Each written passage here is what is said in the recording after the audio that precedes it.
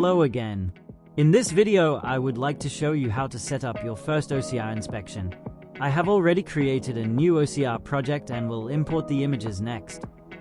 I imported the whole folder with my example pictures. Now I can add the OCR inspection module.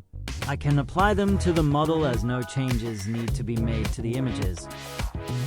The box you see is the character standard box. I am going to resize it to fit one of the characters.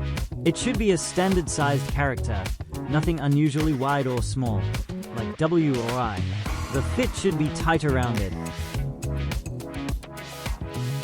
In label management, I deactivate lowercase letters as they are not present in my images.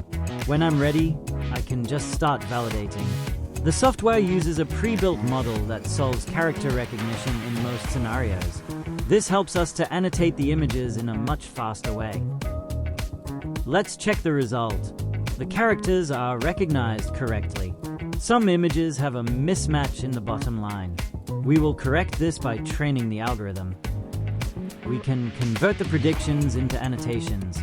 I use the spacebar to switch between views. If I hold down the Shift key and click and drag over the annotations, I can open the input label for quick labeling. This works with both converted and manually created annotations. Here we have a false label. I will switch to the edit mode, select the label and delete it by pressing the Del key. I press the S key to save the annotations and move on to the next image.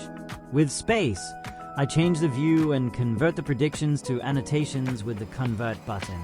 This only works when the annotation is visible. In this image, I need to delete the wrong label. I switch to edit mode and select the label. I accidentally clicked on the label type and the standard label editor opened. Without changing the label, I close the editor with the escape key, select the label and delete it with the Del key.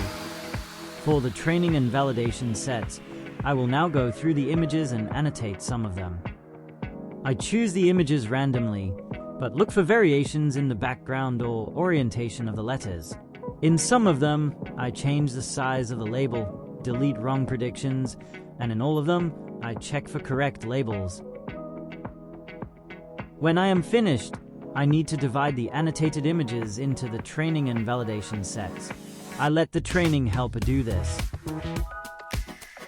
As in the other AI modules, it will divide up the images on the basis of a given percentage. Then I check the training parameters. As the position and orientation of the letters change slightly, I select slight rotation, shift, and scale. For the image augmentation, I choose illumination and contrast augmentation to adapt to the changes in the background. The AI module training can begin.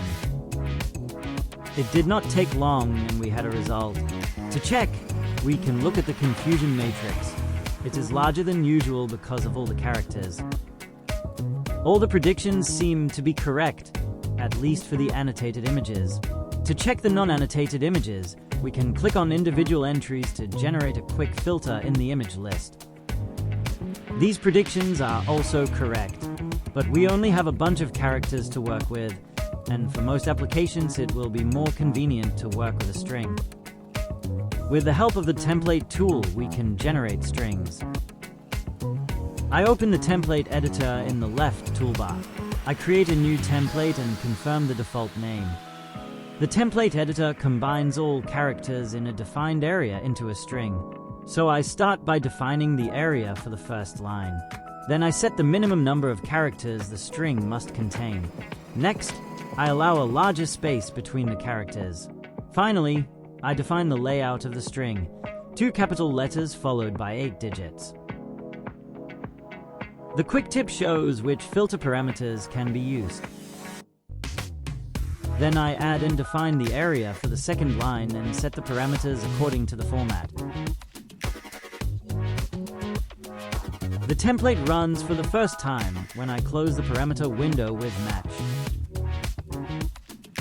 The resulting string is displayed at the bottom right of the character line and is provided as an output parameter to the AI model for further processing. I hope that this video has given you a good first impression of what OCR detection with AIDI can achieve and how easy it is. Thank you for watching. Until next time.